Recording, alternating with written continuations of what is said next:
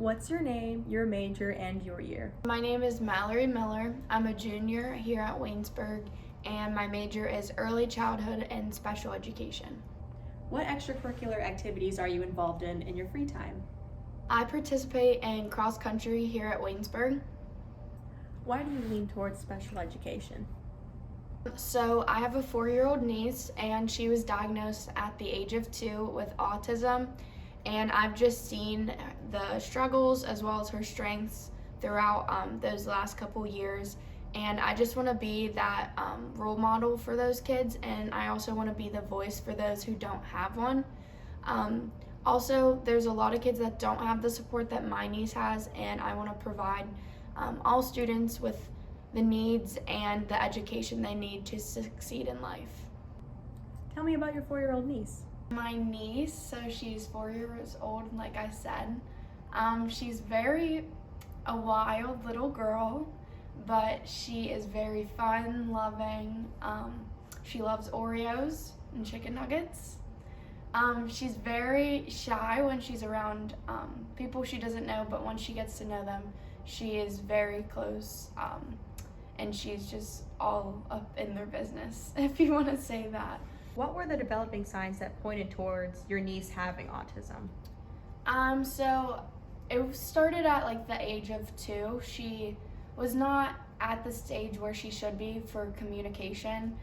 She would babble, but she wouldn't say complete words quite yet. Also, whenever you would talk to her, she would not look directly at you. And she also has, she's very picky with what she eats, so that was a huge sign. And how has she developed since then? Since then, she has been working on her social skills has gotten a lot better. She interacts more with children. Before, she didn't really care to interact with other children. She also began saying phrases, not complete sentences, but phrases. And she is also developing a sense of awareness, like who she's with, and getting to know that individual person. How has COVID affected her transition into schooling this year?